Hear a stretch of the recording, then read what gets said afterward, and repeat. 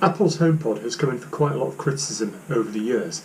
It's not quite as functional as rival devices from Google and from Amazon, but actually there is one thing that it does very, very well, and that is it respects privacy. And for me, that is more important than something that's able to answer a myriad of questions and make bizarre farting noises, which, to be honest, I'm really not interested in. What the HomePod does very well is it does play music very well. It's a great speaker. But actually, I've also found that it works far, far better, in my experience, at controlling smart home devices, such as Philips Hue lighting systems, than, say, an Amazon Echo, which I've always found to be a little bit iffy and found that it struggles to understand some of the things that I'm saying. The one big downside for me has always been the price. I bought one HomePod for my front room here, and I love it. And I've wanted to get other HomePods for other rooms, but to be quite honest, trying to justify that, given how much it costs, has not been easy. So I was absolutely delighted when Apple released the HomePod Mini, and I've got one here. This was received yesterday on the day of release, but I've only just got round to opening it now. It's still in the original sort of plastic wrapping. So let's open it up and see what's inside. If I just try and get that wrap off. The first thing I'd say, feeling the box, it's reassuringly heavy. A lot of speakers, small speakers, tend to be quite light, and you somehow know that when you've got a light speaker, the sound quality is not going to be brilliant. Let's take off the top and see what's inside, and there we go. It's probably slightly bigger than I imagined it would be. It's more size-wise in keeping with a grapefruit rather than an apple. And we've got the lead on the bottom. Let me just unravel that, which is held in place just using some cardboard trimming. So let's pull that off. And here we go. The lead is braided, which is reassuring, because I've found that with the standard leads that you get with a lot of Apple devices, they do tend to be prone, when they get bent, to actually fraying at the ends. And there are quite a lot of leads that have ended up in the bin because of that.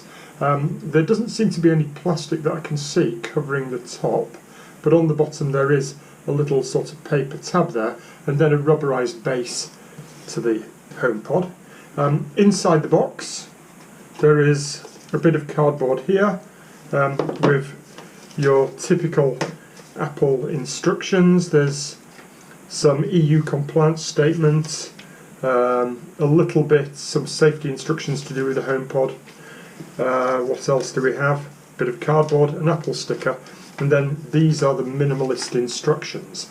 All it says, it gives on the back some advice for interacting, the examples of what you can say to Siri, a little bit to do with controls, all to do with tapping it, and then on the front it simply says connect to your Wi-Fi and turn on Bluetooth on your phone or iPad with the latest software.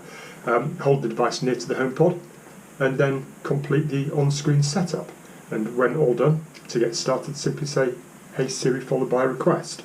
At the bottom of the box, we've got a little adapter. This looks very, very much like, actually, the Apple Watch adapter, in that it's got the interesting little prongs that come out like that. I think that's really, really clever. It's quite minimalist and makes this quite a, I suppose, a portable device. I'm not quite sure why you need the folding prongs on something which you're probably going to plug in and just leave plugged in all along.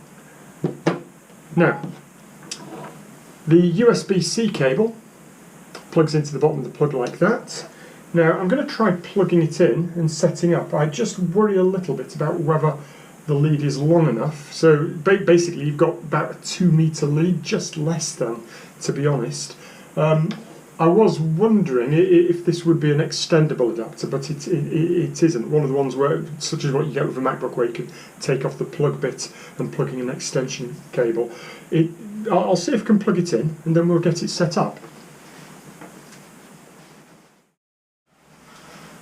Right, now, as expected, because of the length of the lead, I had to move the table a little bit to get it plugged in, and I think that may cause problems for a few people. So I'll go switch it on, and then we'll take a look at the setup process.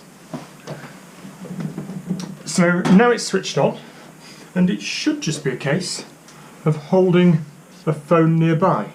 Now at the moment I'm a bit surprised, I can't see anything happening on the HomePod. So something's happening there. Let me just hold my phone close. And that has just popped up here.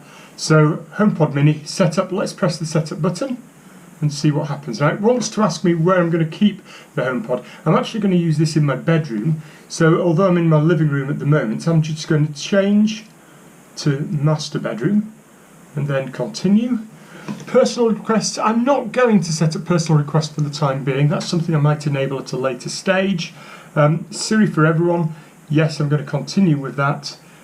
Transfer settings. Yep, I'll transfer all the things from my account. And now it asks me to center the HomePod, the top of the HomePod, in the camera. Ooh. So that happened very quick, a bit unexpected. But it's saying setting up. So far this has been very easy to set up. No problems at all. Very, very simple and quicker than I thought it would be. The one bit of advice that I've been given to do with it is just to make sure that your phone or iPad, if you're using an iPad to set it up, is actually updated with the latest software, which my phone is. I updated it a week or so ago. So the setup is still taking place. This, I guess, may take a little while, so this will be setting up things like the Wi-Fi connection and then presumably transferring data onto it, linking it to my iCloud account, registering it with Apple, that kind of thing. Taking a little while, but we'll see how it goes. There we go. HomePod is ready. So you saw how long that took. It was about a minute, something like that. So let me click Done. It has given me an option here. It says Improved Siri and Dictation is enabled on this HomePod. You previously chose to share audio from your Siri interactions with Apple. Now I can change that if I go into the Home app. So wow, it's all done. Let's try it. Hey Siri, what's the weather like tonight? It's currently cloudy and 12 degrees. Temperatures will be fairly consistent, averaging about 11 degrees. Wow. Well, I'm very impressed with that, really happy, and I'm going to go away now and have a bit of a play, probably put it in my room and play some music, but so far I'm really impressed.